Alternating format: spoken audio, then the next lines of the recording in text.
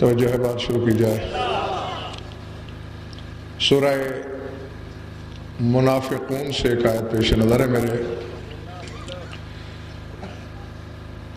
ذات واجب نے، خدا مطلق نے، معبود لم یزل نے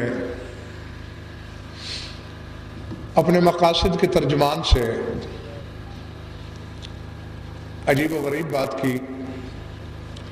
فرمایا وَلِلَّهِ خَزَائِنُ السَّمَاوَاتِ وَالْأَرْضِ وَلَكِنَّ الْمُنَافِقِينَ لَا يَفْقَهُونَ۔ فرمایا میرے حبیب، ساتوں آسمانوں کے خزانے اللہ کے لیے ہیں، ساری زمین کے خزانے اللہ کے لیے ہیں، لیکن المنافقین لا یفقہون، لیکن منافقین کو اس کی سمجھ نہیں۔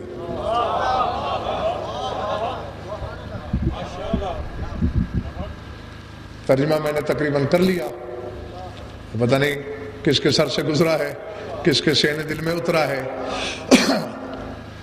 پھر سماعت فرما لیں، للہ خزائن السماوات والارض، آسمانوں کے خزانے، زمینوں کے خزانے اللہ کے لیے، لیکن المنافقین لا یفقہون، لیکن منافقین کو اس کی تفقہ نہیں، اس کا شعور نہیں، وہ اللہ کے خزانوں کے بارے میں سمجھ ہی نہیں سکتے۔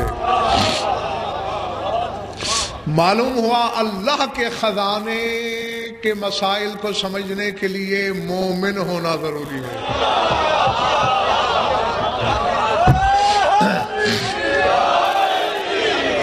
سمجھ میں جو جیتے رہو۔ ہاں، کیونکہ یہ نہیں کہا اللہ نے کہ لا یعلمون، جانتے نہیں کہ خزانے کہاں ہیں، یہ نہیں۔ حالانکہ اسی سورہ میں اگلی آیت میں اللہ کہہ رہا ہے وَلِلَّهِ الْعِزَّةُ وَلِرَسُولِهِ وَلِلْمُؤْمِنِينَ لَكِنَّ الْمُنَافِقِينَ لَا يَعْلَمُونَ۔ یہاں یعلمون ہے، فرمایا عزت اللہ کے لیے ہے، عزت اللہ کے رسول کے لیے ہے، عزت مومنین کے لیے ہے۔ جو للہ العزت، ہمیں جلدی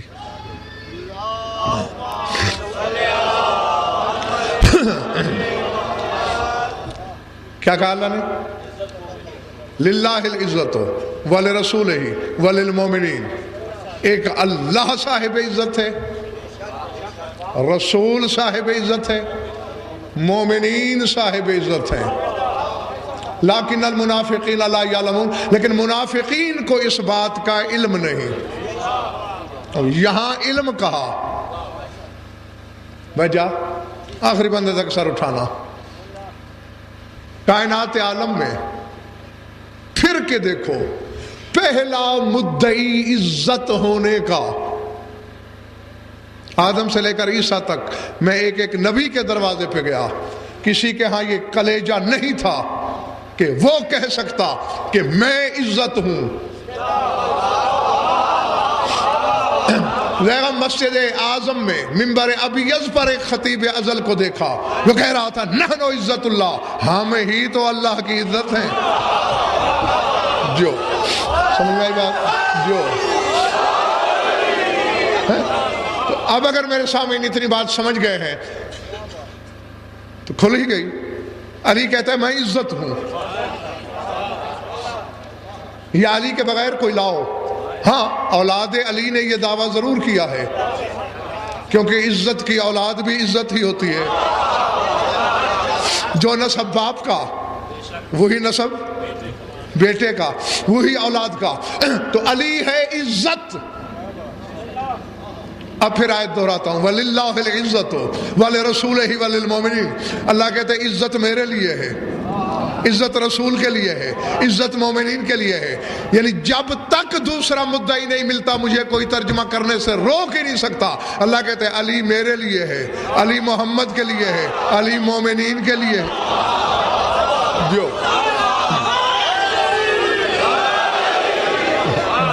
اللہ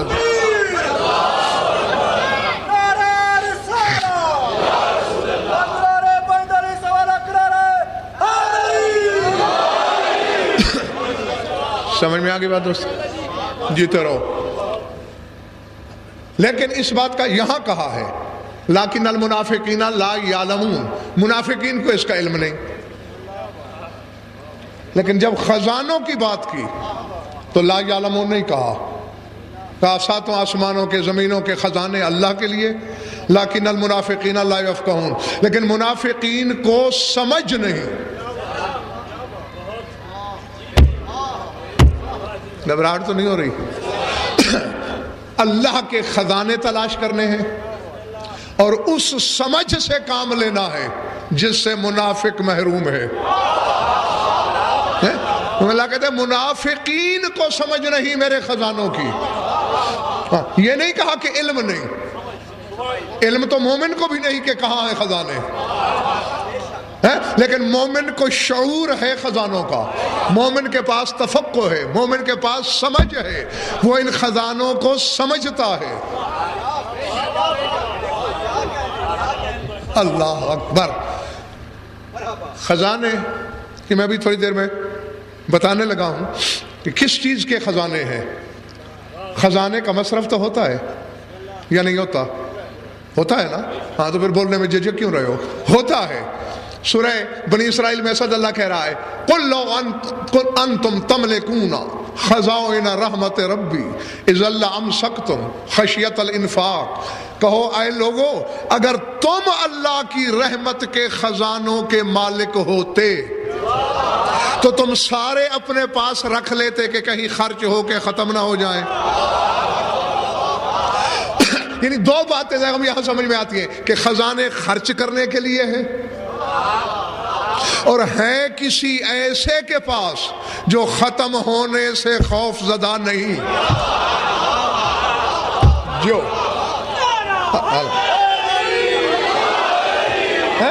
جسے یہ قطعی خوف نہیں کہ انفاق سے معرض فنا میں اتر جائیں گے، خرچ ہوتے ہوتے ختم ہو جائیں گے، یہ خوف نہیں. وہ ڈھونڈنا چاہیے کون ہوگا. یعنی پہلے خزانے کی نوعیت، پھر خزانے پر تصرف کس کا. سورہ صاد میں کہہ رہا ہے، سر اٹھانا شاید بچے بھی میرا اشارہ سمجھیں. ام عندہم خزائن العزیز الوہاب. اے میرے حبیب کیا ان لوگوں کے پاس اس کی رحمت کے خزانے ہیں جو عزیز بھی ہے وہاب بھی ہے؟ ہم عندہم خزائن رحمت ربک العزیز الوہاب، تیرے رب کی رحمت کے خزانے جو صاحب عزت بھی ہے، جو وہاب بہت بڑی بخشش والا بھی ہے. یعنی اب اللہ کفار سے کہہ رہا ہے کہ ان کے بارے میں پوچھو کیا ان کے پاس ہیں، یا تو اللہ کہتا کسی کے پاس نہیں، بس میرے پاس ہے. نہیں کہہ رہا ان کے پاس نہیں، مطلق نفی نہیں کر رہا، مطلب ہے کوئی ہے جس کے پاس ہے. آیت اگلا حصہ بالکل سورہ صاد کی اگلی آیت ملا کے پڑھنے لگا ہوں، اس میں ایک اشارہ ہے. کیا یہ ہے اس کی خزانوں رحمت کے خزانوں کے مالک جو صاحب عزت اور صاحب بخشش ہے؟ ام لہم ملک السماوات والارض فلیرتقوا فی الاسباب. کیا زمین و آسمان ان کی ملکیت ہے؟ اگر ہیں تو انہیں کہو آسمانوں پہ چڑھ کے دکھائیں. اللہ اکبر. جو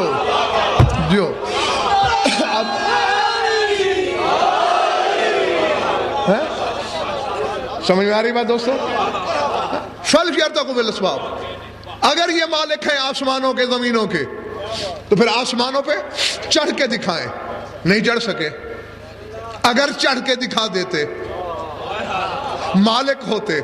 پنڈی والوں اگر جستجو کریں اور کوئی مل جائے جو آسمانوں پہ جا سکے تو پھر ماننا پڑے گا کہ زمین و آسمان اسی کو مل کر رکھے اللہ نے، اور اللہ کی رحمت کے خزانے بھی اسی کے قبضے میں ہیں.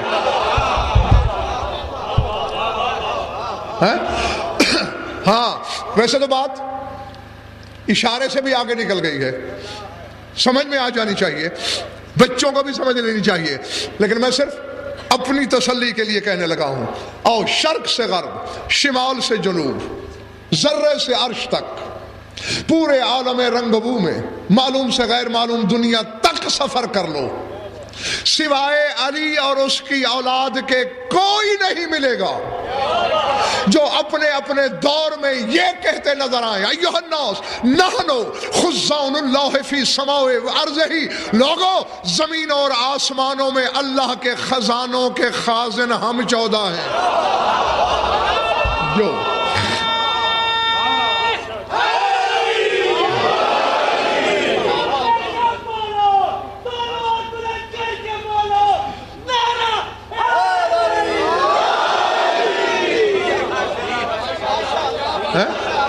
جو کیا فرمایا؟ نحنو خزان اللہ فی سمائی وارضہ، آسمانوں میں بھی اس کے خازن ہم،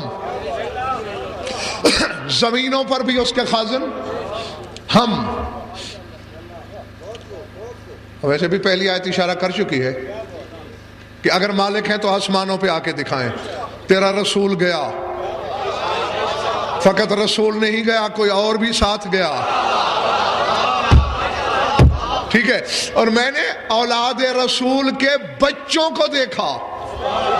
اب تمہارے حافظہ کا امتحان بھی ہے کہ میری پڑھی ہوئی مجالس کس کو یاد رہتی ہیں اور کس کو بھول جاتی ہیں۔ میں نے اس گھر کے 6 سال کے بچوں کو دیکھا کہ اونٹنیوں سمیت آسمانوں پہ چلے گئے۔ جو آ گیا ذہن میں؟ سرکار کاظم گئے تھے، 6 برس کی عمر میں گئے تھے اور اونٹنی سمیت گئے تھے، اور جب واپس آئے صفوان بن مہران نے پوچھا تھا، سرکار میرا چھوٹا مولا گیا کہاں تھا؟ لکھو لوح دل پر، فرمایا بالغا ما بالغ جدی لیلۃ المعراج، فرمایا جہاں جہاں شب معراج میرا نانا گیا وہاں وہاں کاظم گیا۔ اللہ اللہ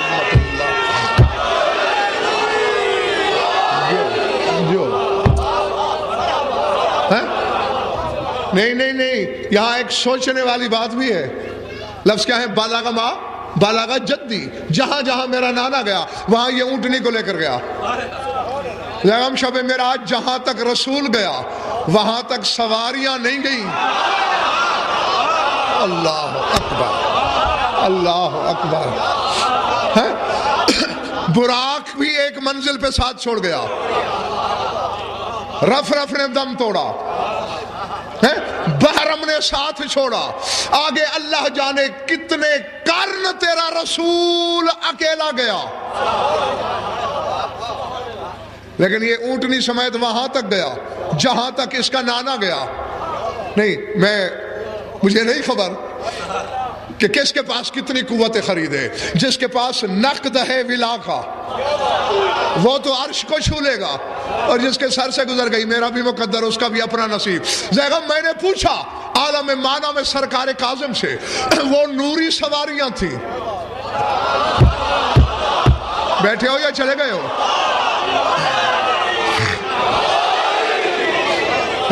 نوری سواریاں تھیں، براق نوری، رف نوری، بحرم نوری، اور عالم نور کا ہی سفر تھا، وہ ساتھ چھوڑ گئی۔ آپ نے اونٹنی مدینے سے خریدی ہوگی، مکے کی ہوگی، حجاز کے کسی قریہ سے خریدی ہوگی، ہے تو زمین کی اونٹنی، یہ عالم بالا میں ادنا تک کیسے پہنچی؟ کاغذ فرحزیان نبک، براق رف بحرم نور ضرور تھے، لیکن ان پہ ہر وقت تو میرا نانا سوار نہیں ہوتا تھا۔ جو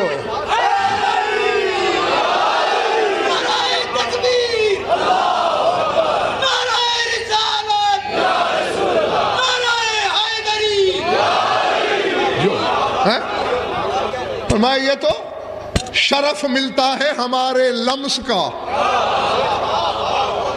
ہے۔ براق پہ اسی رات میرا نانا سوار ہوا، رف اسی وقت قدموں میں آیا، ان کے پاس لمحوں کا شرف صحبت تھا۔ اس اونٹنی پر پتہ نہیں کتنی سواریاں میرا باپ چکا،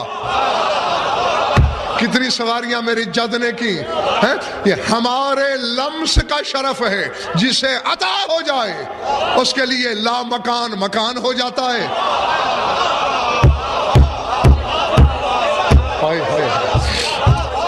اس کے لیے لا زمانی زمان میں بدل جاتی ہے۔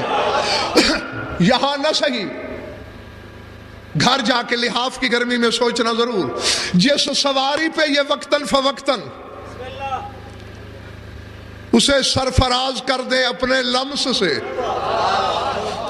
وہ مکان زمان سے بے نیاز، اور جس کے دل میں یہ دن رات رہتے ہوں،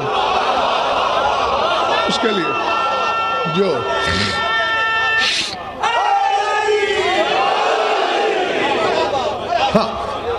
بہرحال یہ ایک جملہ مترجہ تھا، جانے کو یہ سارے گئے اوپر، لیکن پھر انہوں نے دعویٰ بھی فرمایا، ہم ہیں زمین و آسمان میں اللہ کے خزانوں کے خازن۔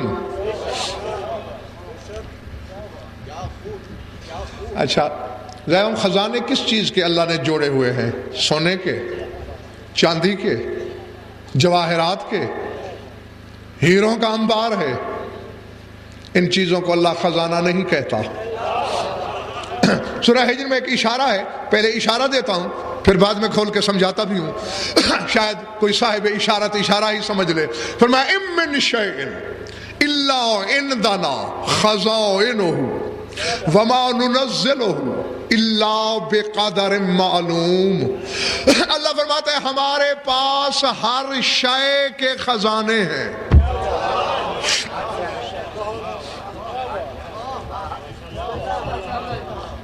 اللہ اکبر۔ ام من شیء الا عندنا خزائنہ، ہر شے کے ہمارے پاس خزانے ہیں۔ وما ننزلہ الا بقدر معلوم، ہم معلوم مقدار کے مطابق حسب ضرورت نازل کرتے رہتے ہیں۔ خزانے کس کے ہیں؟ ہر شے کے۔ رزق شے ہے یا نہیں؟ بولو گے تو بات جلدی سمجھ میں آئے گی۔ رزق شے ہے نا، تو اللہ کہتا ہے ہمارے پاس رزق کے خزانے ہیں، مقدار معلوم کے مطابق ہم نازل کرتے ہیں۔ ہمیں معلوم ہے کہ چونٹی سے ہاتھی تک کتنی مخلوق ہے، جن سے بشر تک کتنی مخلوق ہے، کس کو کس قسم کا کتنا رزق چاہیے، ہم نازل کرتے ہیں۔ اب نہیں میں بالکل دہلیز دکھا دینا چاہتا ہوں تمہیں پوری وضاحت کے ساتھ، تاکہ کبھی بھٹکنے کا احتمال ہی نہ رہے۔ اولاد شے ہے یا نہیں؟ بولو۔ ام من شیء الا عندنا خزائنہ، فرمایا ہمارے پاس ہر شے کے خزائن۔ اولاد خزانوں میں ہے، مقدار معلوم کے مطابق ہم نازل کرتے ہیں۔ کبھی خزانے کا در بند بھی ہو جاتا ہے اور کسی سے کہہ دیا جاتا ہے کہ اولاد تیرے مقدر میں نہیں ہے۔ اللہ اکبر۔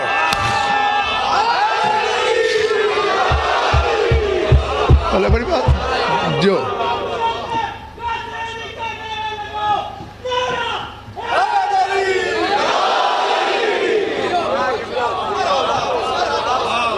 ارادے ہیں، میں نے غلط تو نہیں کہا سد؟ ہوتا ہے نا ایسا کہ کبھی دروازہ بند کر دیا جاتا ہے اور سائل سے کہہ دیا جاتا ہے کہ اولاد تیرے مقدر میں نہیں، پھر کیا ہوتا ہے؟ اسی گھر کا کوئی بچہ، اب ہم باتیں دو ہیں، جو جس کا جی چاہے مان لے، یا یہ کہے کہ اس گھر کے بچے نے نیا خزانہ بنایا۔ اللہ، کیونکہ دو کے بغیر تیسری بات کا تو امکان ہی نہیں۔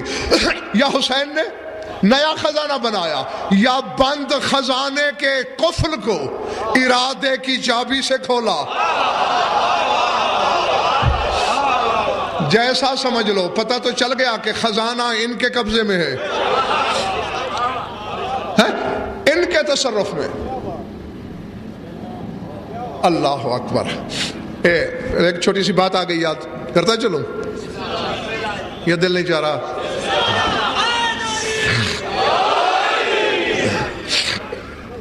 سرکار صادق تشریف فرما ہے،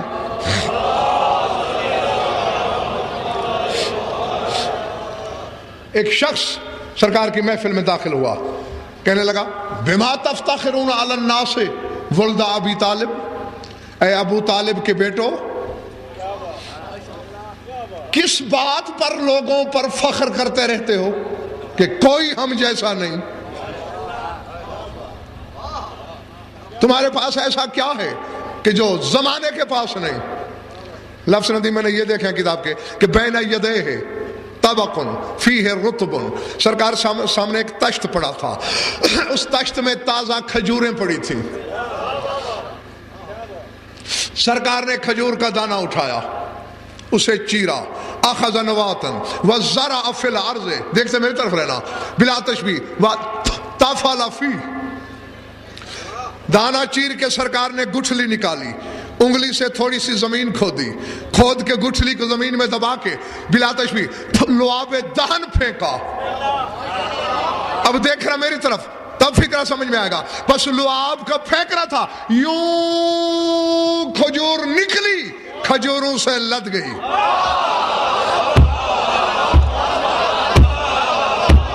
اللہ اکبر، ہاں یہ لمحوں میں یوں تیزی سے بڑھتی گئی، لمحے میں تیار کھجور اور خرمے سے بھری ہوئی، لدی ہوئی۔ نوکر کو سرکار نے حکم دیا کہ ایک تھال بھر خرمے چن کے لا، سر اٹھانا، ہاں ہر حلالی موالی کی امانت ہے میرے پاس۔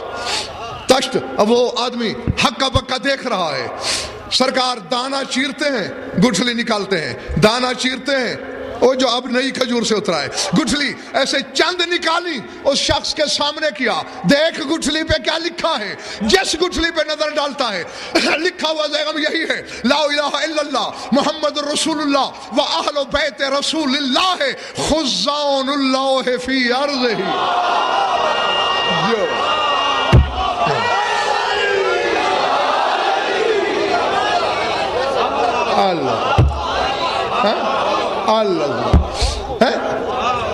اللہ کے سوا کوئی معبود نہیں، محمد اللہ کے رسول ہیں، اور رسول کی اہل بیت اللہ کے خزانوں کے خازن ہیں۔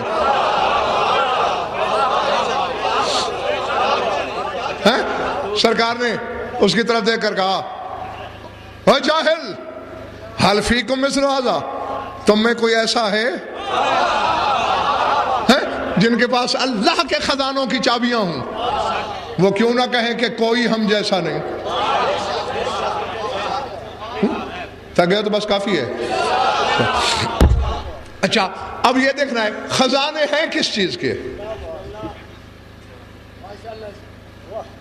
ہمیں نے پہلے کہا ہے سونا چاندی نہیں، یہ تو اللہ نے اشارتاً ہمیں بتا دیا کہ ہر شے کے خزانے ہیں میرے پاس۔ پھر اس سے مراد کیا ہے میں اپنی طرف سے نہیں کہتا تاکہ مجھ پر کوئی تفسیر بالرائے کا فتویٰ نہ جڑ دے۔ ہاں ایک اور عالم ربانی کا فیصلہ سنانے لگا ہوں تمہیں، علامہ محمد تقی اصفہانی علی اللہ مقامہ، ان کی تفسیر ہے العنایات الرضویہ، مشہد میں بیٹھ کر اپنے زمانے میں لکھی تھی، اور چونکہ سرکار کی عنایت سے لکھی گئی تو تفسیر کا نام بھی رکھا العنایات الرضویہ۔ چلے تو نہیں گئے ہو؟ اس میں وہ اسی پر بحث کر رہے ہیں کہ یہ سرکار جو فرماتے ہیں کہ آسمان میں زمین میں اللہ کے خزانوں کے مالک ہم ہیں، وہ کہتے ہیں کیا مقصد ہے، کیا خزانے ہیں اللہ کے پاس جس کے یہ خازن ہیں، جس کے یہ مالک ہیں؟ وہ کہتے ہیں یہ وہی خزانے ہیں جو اللہ نے خود بیان فرمائے۔ کیا؟ اللہ کہتا ہے انما خزانتی اذا اردت شیئا ان اقول لشیء کن فیکون۔ اللہ کہتا ہے میرا خزانہ یہ ہے کہ میں کن کہتا ہوں،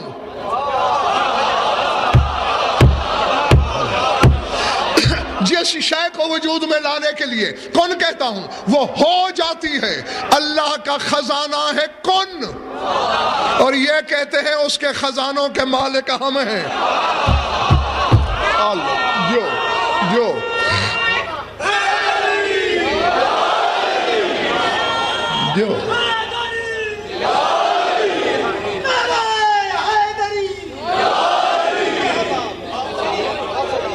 جو سمجھ میں آگے بات سب دوستوں ہیں؟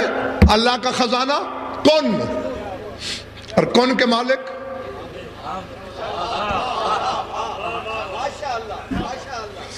جن کی حکومت کن کا اقتدار ہو۔ ایک راز کی بات کہہ دوں، اسد یہ کن کی حکمرانی بھی ان کے پاس باعتبار ظاہر کے ہے، باطن میں ان کی سلطنت کن سے بھی کہیں آگے ہے۔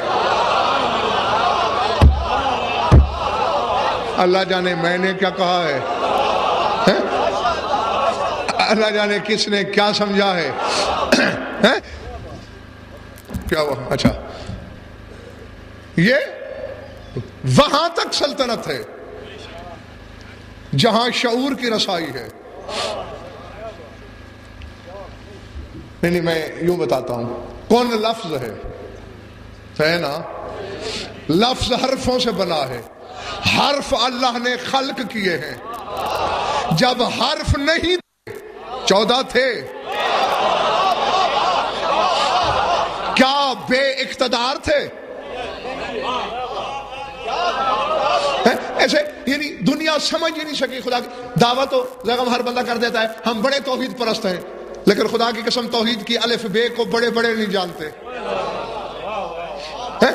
اللہ اپنے آپ کو بادشاہ، شہنشاہ کہلواتا ہے قرآن میں، میں بادشاہ ہوں، اور کوئی بادشاہ بے ملک نہیں ہوتا۔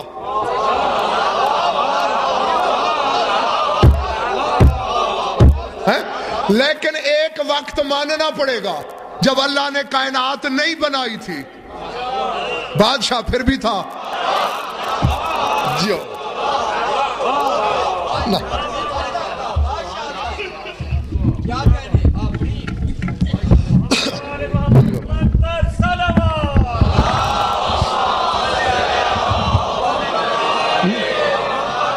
شے کا وجود نہیں، اللہ ہے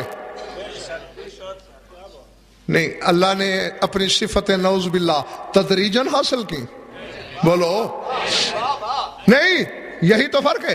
تمہاری میری صفتیں زائد بر ذات ہیں۔ تم کہتے ہو غضنفر ہماری قوم کا عالم ہے، کیا پیدائشی؟ پیدائش میں غضنفر بھی ایسے ہی جاہل تھا جیسے ہر بچہ، بعد میں تدریجاً عالم بنا۔ اللہ ایسے نہیں، اللہ جب سے ہے جیسے آج ہے، ازل سے ویسا ہے۔ وہ پہلے دن سے عالم، پہلے دن سے خالق، پہلے دن سے رازق، اسی طرح پہلے دن سے ملک، یعنی بادشاہ۔ ملک تو ہے نہیں، پھر بادشاہی کیا ہے؟ جس طرح 14 توحید پہنچا سکتے ہیں یا منوا سکتے ہیں، کون پہنچائے گا، کون منوائے گا؟ اور ندیم یہ پکی بات ہے، یہ آئے ہی توحید منوانے ہیں، اور دیکھو ابھی تو یہ اپنے آپ کو منوانے نہیں آئے، اور لوگوں نے اللہ کہہ دیا۔ اللہ اللہ، اگر اپنا آپ منوانے آئے ہوتے تو پھر اللہ جانے زمانے نے کیا کہنا تھا۔ دنیا میں تو یہ اپنے آپ کو گھاٹا دے کر بھی، شادباش، وقت یاد دلا دوں، 1 منٹ 2 منٹ میں 1.5 منٹ میں، یہود نے سازش کی، یار جہاں بھی ہم رسول پہ حملہ کرنے کی کوشش کرتے ہیں اس کی ڈھال بن جاتا ہے علی۔ کیسے کیا جائے؟ تجویز یہ بنائی، ایسے کرتے ہیں، جو بھی ہے کافر بھی اگر اس کو دعوت دے دے، صاحب خلق بڑا ہے، انکار نہیں کرتا، دعوت دے دو، اکیلا علی اسے چھوڑے گا نہیں۔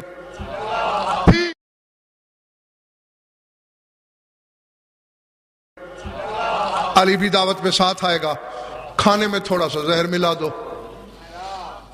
دونوں سے جان چھوٹ جائے گی۔ سوچ سوچ کے ایک نے سر اٹھایا، چلے تو نہیں گئے ہو نا؟ کہا یار ایک بات ہے، خیبر میں بھی اس کے سامنے زہر آلود گوشت رکھا گیا تھا، گوشت کے ٹکڑے نے بتا دیا تھا، یا رسول اللہ لا تاکلنی انی مسموم، یا رسول اللہ مجھے نہ کھانا، میں زہریلا ہوں۔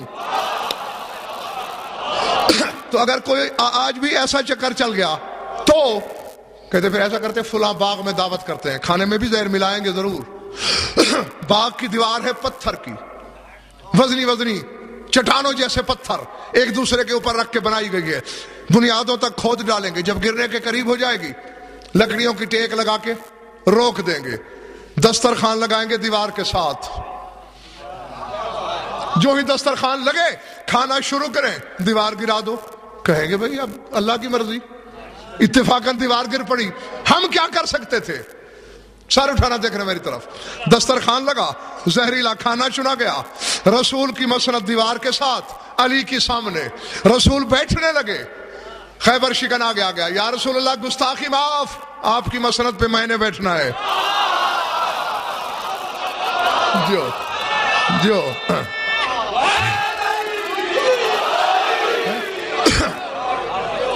آپ میری جگہ بیٹھے، آپ کی مسند پہ میں، اور چونکہ آپ نے ہی شب ہجرت سے مجھے عادت ڈالی ہوئی ہے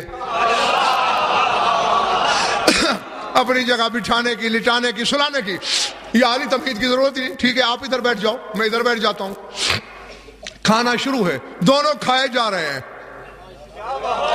میزبان ایک دوسرے کی طرف دیکھ رہے ہیں، آج کھانے نے بتایا بھی نہیں کہ میں زہریلا ہوں، یہ کھائے بھی جا رہے ہیں، کچھ ہو بھی نہیں رہا۔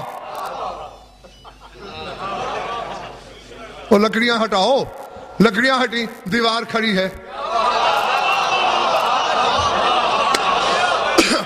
حیران بھی کہاں سے اڑی ہوئی ہے دیوار؟ 50 حبشی غلام بھیجے گئے، دھکا دو، دھکا دیتے ہیں، ہلتی تک نہیں۔ حیران بھائی چلو کہیں پھنسی ہوئی ہوتی، اڑی ہوئی ہوتی، ہلتی تو صحیح، ہل نہیں رہی، چکر کیا ہے؟ ایک بندہ آہستہ آہستہ چلتے ہوئے آیا جہاں علی دیوار کے ساتھ بیٹھا تھا، ایک ہاتھ سے ید اللہ کھانا کھا رہا ہے، دوسرے ہاتھ کی چھوٹی انگلی پہ دیوار کا سہارا رکھ، جو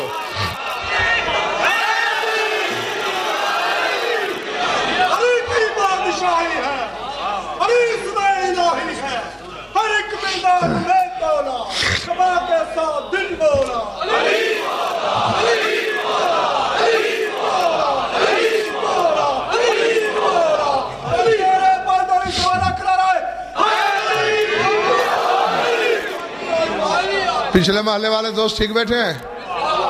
جیو ارادے،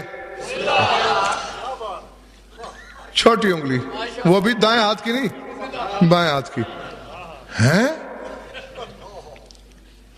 یہ ہزاروں من کا بوجھ، یہ انگلی، فستا زمول امرہی۔ اب یہی جملہ تو تھا جس کے لیے میں نے بات دہرائی۔ کئی لوگوں کے اصل دل میں خیال رینگنے لگا، یہ بشر نہیں، یہ بشریت سے اونچی بات ہے، کہیں یہ وہ تو نہیں، بس یہ خیال آنا تھا۔ فوراً خیبر شکن نے اپنی زنبیل سے خشک روٹی نکالی، یار یہ کھانا مزہ نہیں دے رہا، میں اپنی روٹی کھاتا ہوں، جو کی 3 دن کی سوکھی روٹی۔ علی نے زور لگایا، نہیں ٹوٹی، پورے ہاتھ کا زور لگایا، نہیں ٹوٹی، بلا تشبیہ زانوں پہ رکھ کے مکہ مارا، پھر ایک لقمہ ٹوٹا۔ اچھا جس سے 3 دن کی سوکھی روٹی نہیں ٹوٹ رہی، یہ اللہ تو نہیں ہوگا؟ بس ان کا یہ کہنا خیبر شکن سجدے میں گر پڑا اور کہا اللہم اشہد علی ہؤلاء الکیفیات، پروردگارہ گواہ رہنا علی نے اپنی ذات کو گھٹا گھٹا کے تیری توحید بچائی ہے۔ جو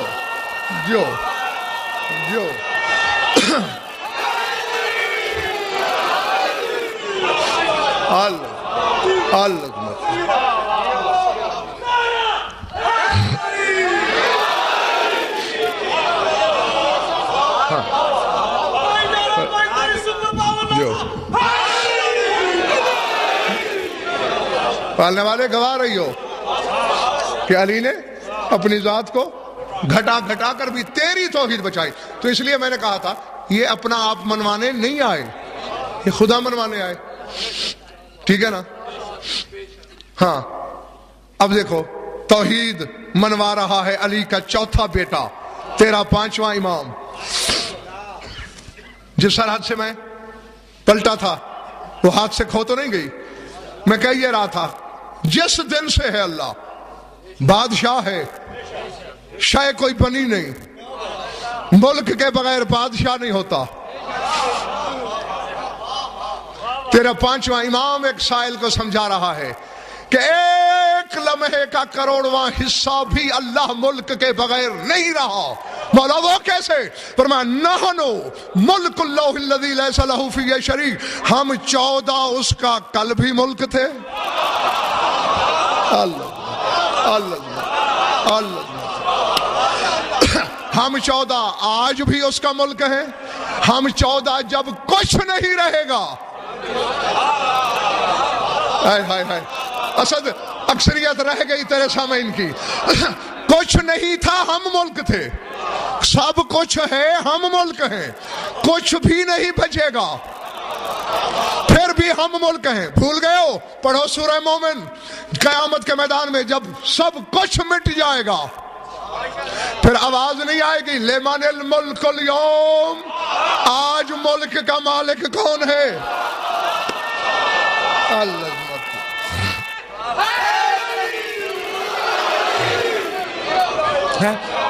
باقی تو کچھ بچا نہیں، تو پھر کیوں کہہ رہا ہے اللہ لمن الملک اليوم؟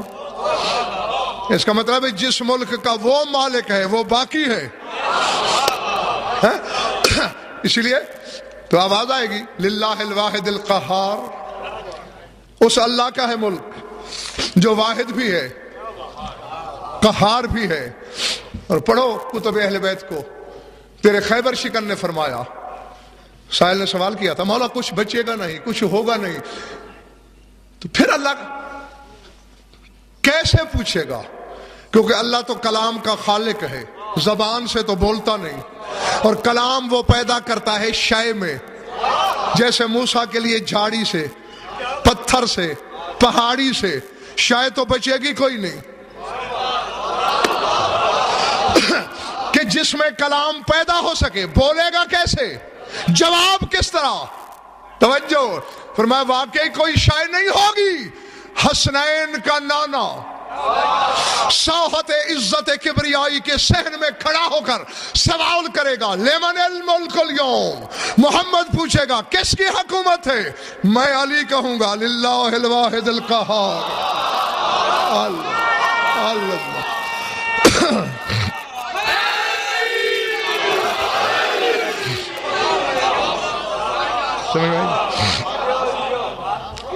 اچھا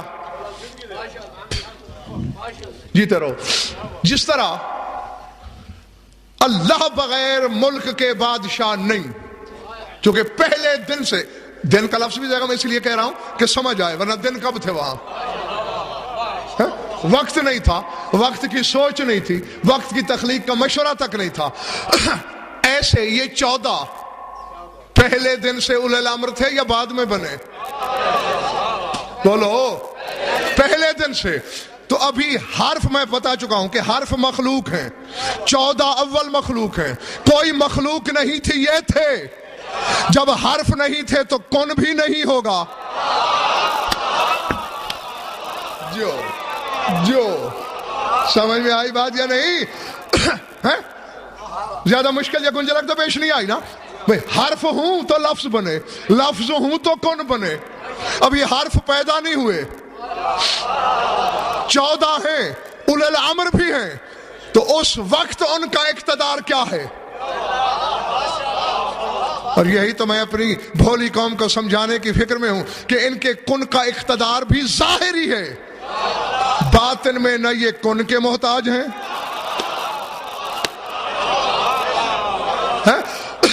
یہ تو میں آپ لوگوں کو 12 مجالس میں سمجھا چکا ہوں، امیر کائنات کا فرمان سنا سنا کے، کہ خیبر شکن فرماتا ہے فَبَعِدُوا عَنَّا ذِلَّةَ کن، مولا فرماتے ہیں ہم 14 سے کن کی ذلت کو دور رکھنا۔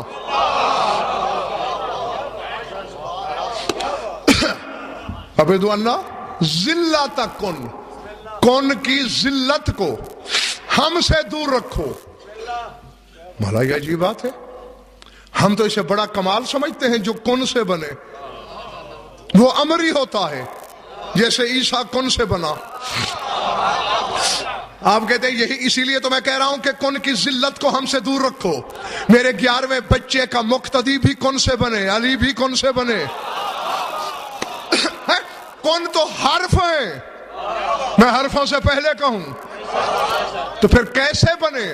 پر میں بس ایسے بنے کہ خلقنا بارادت اللہ, اللہ نے ارادہ کیا انہیں ہونا چاہیے, ہم ہو گئے. جیسے اللہ کا ارادہ 14 کو ظاہر کرتا ہے, 14 بھی کون کے بغیر اپنی سلطنت کو ظاہر کرتے ہیں. پلے پڑ رہی ہے بات یا نہیں؟ ہاں یہی تو وجہ ہے. دیکھو آدم ہو یا عیسیٰ, تھک تو نہیں گئے نا؟ کیا کہا میں نے؟ آدم ہو یا عیسیٰ, اقتدار اصل سب کے پاس ہے, کسی کے پاس تھوڑا, کسی کے پاس زیادہ. یعنی جتنا حجیت کا رقبہ اتنا اقتدار. جو چھوٹی حجت چھوٹا اقتدار, جو اس سے قدر بڑی حجت بڑا اقتدار, جو سب پہ حجت اس کا, اور جو حجتوں پر بھی حجت. میں کہہ کے چلا گیا. بے شک کل تمہارے ذہن میں آ رہا ہوگا تمہارا نبی, تمہارا علی, غضنفر کی وحی کو بھی اعتراف ہے کہ بے شک میرا نبی حجتوں پر حجت, میرا علی حجتوں پر حجت. لیکن پنڈی والوں سر اٹھاؤ, آج کے دور میں حجتوں پر حجت تیرا 12واں امام ہے. جو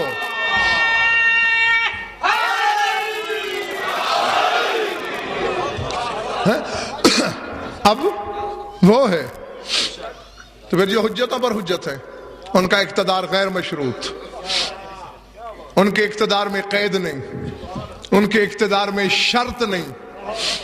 جو کن کے سائے میں اقتدار پہ پلتے ہیں ان کی عطا مشروط ہوتی ہے.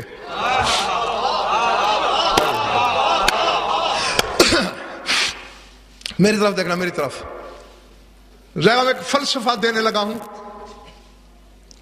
1 منٹ کے اندر, اور اگر کوئی صاحب انصاف ہے تو اس 1 منٹ کے جملے میں کئی اشرے بھرے ہوئے ہیں.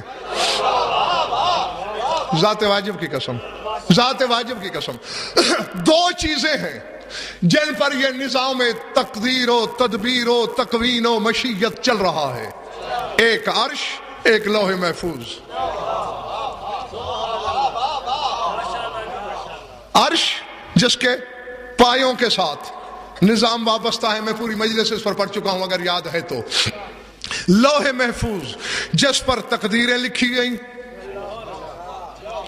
یعنی زندگی میں کس بندے نے کتنی بار آنکھیں جھپکنی ہیں یہ بھی لوح میں لکھا ہوا ہے. ہر مخلوق جتنے قسم کی, جتنے عالم اللہ نے پیدا کیے, سب کے مقدر کا وہاں حساب ہے. سر اٹھانا, قرآن میں اللہ کہہ رہا ہے ثم استوى علی العرش, پھر اللہ غالب آ گیا عرش پر.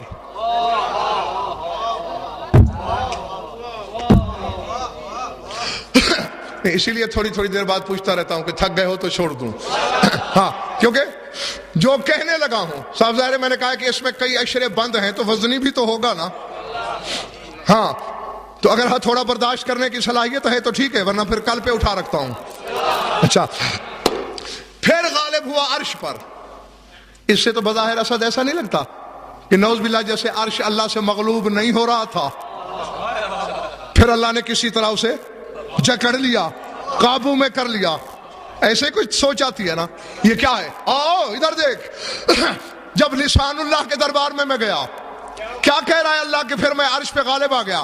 فرمایا یہ نہیں نعوذ باللہ کہ عرش باغی ہو گیا تھا یا سرکشی پہ اتر آیا تھا. اللہ نے عرش پیدا کیا, عرش قائم نہیں ہو رہا تھا, عرش لرزے میں تھا, عرش کانپ رہا تھا, عرش گرنے والا تھا. اللہ نے پھر اسے روکا, اور یہی ہے غلبہ. کیسے روکا؟ توجہ, فرمایا کتب اسماءنا علی العرش فاستقر, اللہ نے ہم 5 کے نام عرش پہ لکھے, رک گیا.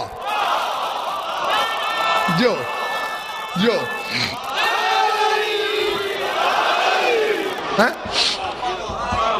جی ایک راز کی بات ہے, کسی سے کہنا نہیں.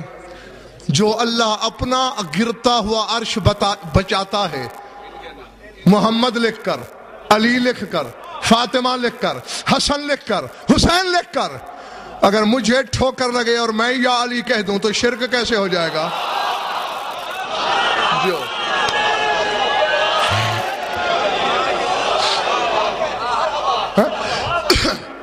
یعنی عرش قائم ہے، جو نظام الہی کا بڑا ضامن، 5 ناموں کے صدقے۔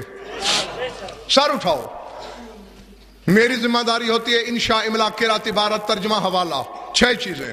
ہاں بس میں کہہ کے بند کرنے لگا ہوں اپنے بیان کو، لیکن سویا ہوا ہے کسی کا مقدر تو اسے تھوڑی دیر کے لیے جگا دے۔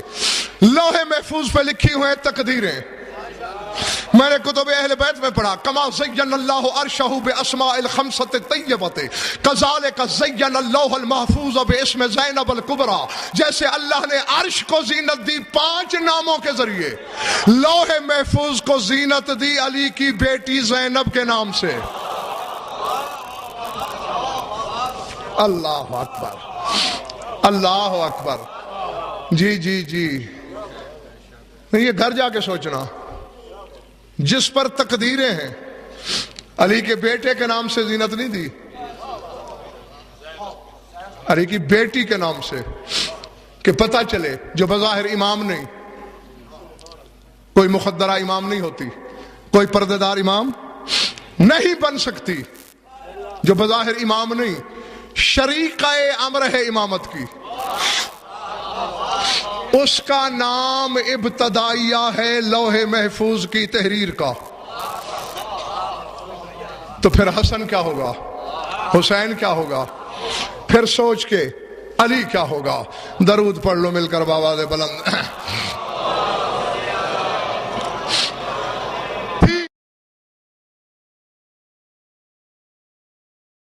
کچھ پلے پڑا یا وقت گیا؟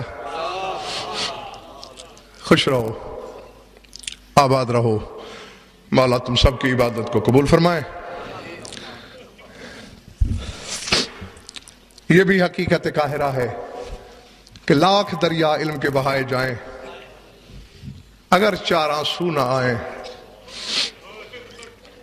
یہی جو لوح محفوظ کی زینت بھی ہے، یہ راضی نہیں ہوتی۔ ہاں، یہ نہ ہم سے علم سننے آتی ہے، نہ اسے ہماری خطابتوں سے کوئی غرض ہے، یہ آتی ہے پرسے کے لیے، اور یہی سوچ کے چند لفظ سن لینا کہ کل اسی کو رونا ہے جسے زندگی نے مہلت دی، آج کا رونا اسی کا ہے جو ہے۔ درد کی ہر کہانی ننگے سر بیٹھی ہوئی قوم آشنا ہے، بس میں درد کے تصور کا جیسے تصویر اٹھاتا ہوں، یاد دہانی کے لیے سامنے لاؤں گا، آنسوؤں کی بھیک خود مانگ لینا۔ اس سے بڑا ستم کیا ہو سکتا ہے؟ دیکھو، عام طور پر کئی بار دیکھا ہے، ایک عالم کھڑا ہو اور ایک ان پڑھ کرسی پہ بیٹھا ہو، قوم کے آدمی اس کے گلے پڑ جاتے ہیں، اور شرم نہیں آتی؟ عالم کھڑا ہے تو کرسی پہ بیٹھا ہے، ایک سید کھڑا ہے تو چارپائی پہ بیٹھا ہے، ہوتا ہے نا؟ تو بس اگر یہی ہو تو میں تم سے پوچھنا یہی چاہتا ہوں کہ اس سے بڑا ستم کیا ہو کہ ابن زیاد تخت پہ بیٹھا ہو اور علی کی بیٹی سامنے کھڑی ہو۔ اللہ اکبر، اللہ اکبر، العظمت للہ۔ کھڑی ہے، اور کھڑی کس عالم میں ہے؟ جب بھی کبھی میں نے یہ روایت پڑھی ہے، آپ لوگ بھی جو میری تقریباً ہر مجلس میں ہوتے ہیں وہ گواہ ہیں کہ اس جملے کا کبھی بھی صحیح ترجمہ میں نے نہیں کیا۔ کیوں؟ کہ زبان میں جگر ہی نہیں، بلکہ اگر صحیح ترجمہ میں کر دوں، یا تم میں سے کچھ مر جائیں گے یا مجھے مار دیں گے۔ لفظ ہمیشہ پڑھ دیا کرتا ہوں، لیکن ترجمہ بچ بچا کے کرنے کی کوشش کرتا ہوں۔ لفظ یہ ہے کانت سلام اللہ علیہا فی ذالک الوقت فی ارذل ثیابہا۔ میں اس کا ترجمہ ہمیشہ یہی کرتا ہوں، اور آج بھی وہی کرنے لگا ہوں کہ اس وقت بی بی کا لباس بہت میلا تھا. اللہ اکبر. وہ سیدھا لباس میں تھی علی کی بیٹی. ابن زیاد لعین تخت پہ بیٹھا ہے جس کے سینے میں گوشت کا ٹکڑا ہے, پتھر کا جگر نہیں رکھتا, اور رونے کی نیت لے کے آیا ہے. 2 منٹ میری طرف دیکھے. ملعون نے حکومت کی مستی میں سر اٹھایا کہ لگا کاش آج کوئی علی کا شیعہ میرے دربار میں ہوتا, اپنے امام کے گھر کی بربادی کو دیکھتا, ماتم کرتا, بال نوچتا, منہ پیٹتا, میری خوشی دوبالا ہو جاتی. ایک مشکوک النسب دربار سے اٹھا کہ لگا ابن زیاد بھول رہے ہو, تم ایک شیعہ کی بات کر رہے ہو, لاکھوں شیعوں پہ بھاری اکیلا شیعہ تیرے زندان میں قید ہے مختار سقفی, اسے دربار میں بلا کے خوشی پوری کر لے. اس حرامی نے کہا اس کا منہ موتیوں سے بھرو, منہ موتیوں سے بھر دو اس کا. اس نے خوب یاد دلایا اور مختار کو پاپا زنجیر دربار میں لاؤ. اب اگر تھکے نہیں ہو تو سپاہی جا رہا ہے مختار کو بلانے, اور جیسے ہی علی کی بیٹی کھڑی تھی کہا اماں فضا جی بی دعا مانگ زمین پھٹ جائے, دعا کر زمین پھٹ جائے, میں زندہ زمین میں گڑ جاؤں. اللہ اکبر. العظمت للہ.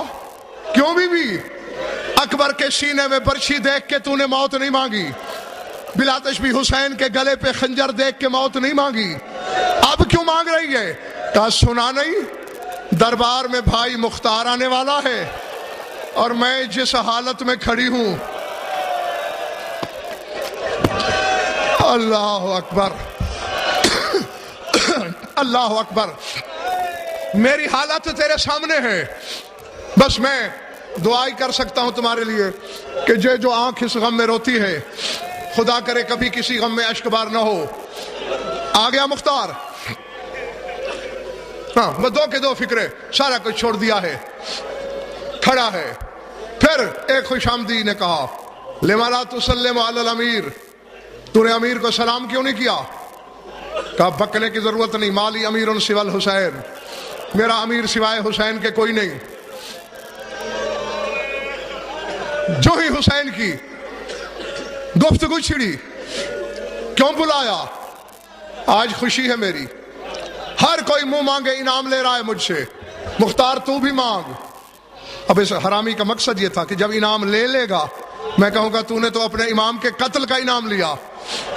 مختار نے زمین پہ تھوکا, تجھ جیسے مانگت سے علی کے سوالیوں نے کیا مانگنا, میں تجھ سے کچھ نہیں چاہتا.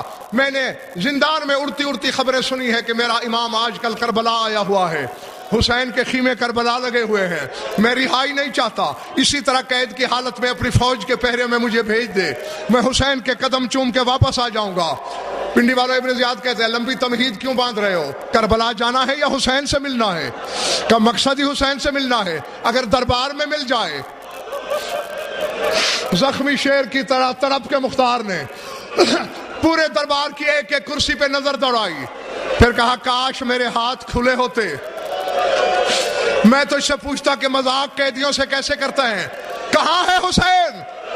چوٹ لگے تو للہ معاف کر دینا. حرامی نے تخت کی نچلی سیڑھی کی طرف اشارہ کیا, دیکھا تو تشت میں ایک خون آلود سر ہے, جس کے لب زخمی, جس کے رخسار زخمی. اللہ اکبر. اللہ اکبر. رونے والوں کافی دیر دیکھتا رہا, کہتا ہے چہرہ دیکھا بھالا محسوس ہوتا ہے, پہچاننے میں نہیں آ رہا, لیکن تو جیسے ظالم کے دربار میں کوئی بے گناہ ہی ہوگا, اور بے گناہ مرا نہیں کرتے. بلا تشبیہ زانو زمین پہ ٹیکے مختار نے, ایوہ القتیل فی سبیل اللہ من انتا لا معرف کا, اے قتیل راہ خدا میں نے تجھے پہچانا نہیں, تو کون ہے؟ زخمی زبان حلق سے چھڑائی, کہا مختار آج تو مجھے کیا پہچانے گا؟ بازار مدینہ ہوتا, عید کا دن ہوتا, نانا کے دوش ہوتے, زلفوں کی مہار ہوتی, پھر تو پہچانتا کہ حسین کون ہے. وہ سید و غیر سید ہو, پتہ چلا کہ حسین ہے, نعرہ تکبیر بلند کیا, زنجیریں ٹوٹی، فوجی سے تلوار کھینچی، حملہ کرنے کا ارادہ کیا، کسی نے دامن ابا کو جھٹکا، چچا مختار جنگ نہیں کرنی، اس جنگ نے کربلا میں میرے قاسم جیسے دولہا نگل لیے، میرے اکبر جیسے جوان کھا لیے۔ پھر واپس پلٹا، کون ہے اس نجس دربار میں مجھے چچا کہنے والا؟ پہچانا نہیں، تیرا بھتیجا سجاد ہوں۔ پیشانی زمین پہ ماری، میں اندھا ہو جاؤں، سجاد کے ہاتھوں میں ہتھکڑیاں، سجاد کے گلے میں توق، رو کے کہا میں اکیلا کہاں ہوں، ہاذہ زینب ہاذہ ام کلثوم، علی کی بیٹیاں بے ردا دربار میں۔ سیعلم الذین ظلموا ای منقلب دار الہ۔ مجلس اللہ کو منظور مقبول فرما، بانی عشرہ کی مسائی کو شرف قولی سے مشرف فرما، مومنین مومنات کی شرکت مبدل بسعادت فرما، ہماری علیدہ بیانی قبول فرما، جمعی مومنین مومنات کے جو حاجات و قضاء عدل و شریعت کے نزدیک جائز ہیں پورے فرما، جن مومنین نے دعائیں زمین لگائی آیت المرام تک پہنچا، ہماری لاکھوں دعاؤں کی ایک دعا ہے، ہمارے وارث کے جلد ظہور فرما۔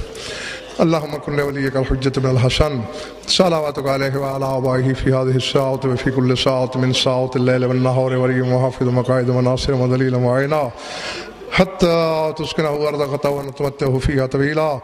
یا رب محمد وآل محمد اجل فرج آل محمد، ربنا تقبل منا انک انت السمیع العلیم، بجاہ محمد وآل بیتہ الطیبین۔